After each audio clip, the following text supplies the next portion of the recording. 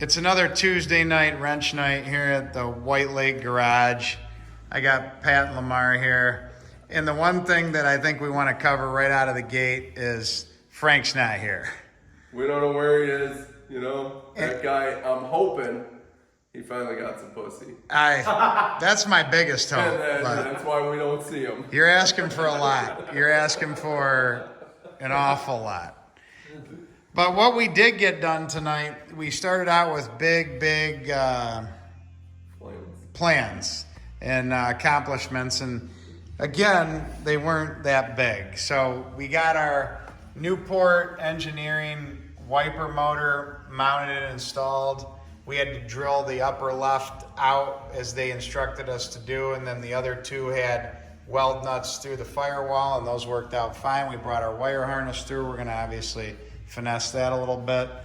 And my boy Lamar over here spent an awful lot of time on this wiper switch.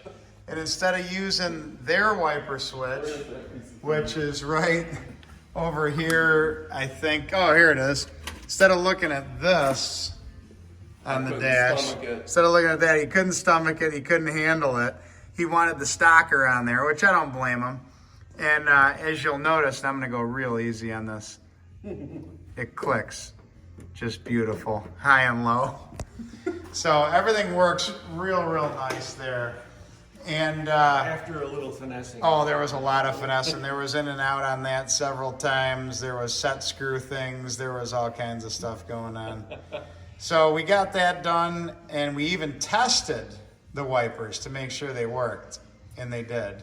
You got the linkage on the wiper linkage. You got it. Oh yeah. We had a wiper linkage scenario. I don't even know where it went, but you know, their instructions are a little bit wrong in that they tell you to basically connect to the stock linkage on the wiper, and you wind up removing the little drop down that's on there and going right to the arm, which we did.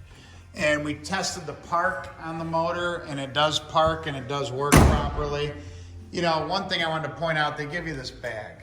Now nobody wants the bag, so you know that's important. If anybody wants the bag, shoot Jim a reply. Give me a like, give me a thumbs up, subscribe, and I'll give you the bag. All right. And then here's your wiring instructions. They're pretty detailed. And then so then we got into the accelerator pedal install, which we've got the low car part here, and you know, the night got away from us, but make a long story short, it bolts into the factory location, and then you're going to be drilling a hole in the firewall to bring the throttle cable through.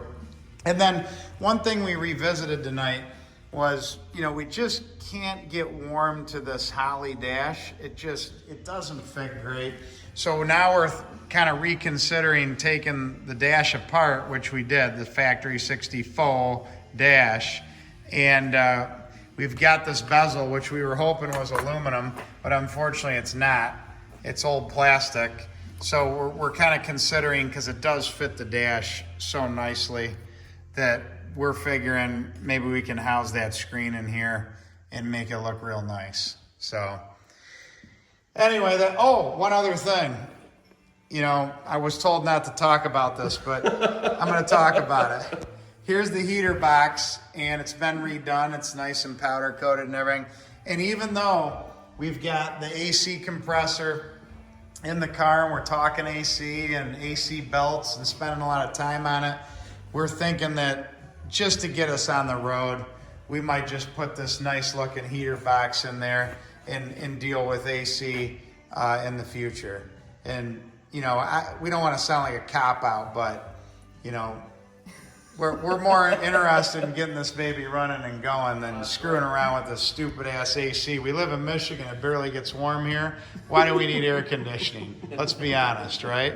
So that's where we're at. Did I forget anything, boys? No, I think we covered everything. We're really hoping that everything works out for Frank.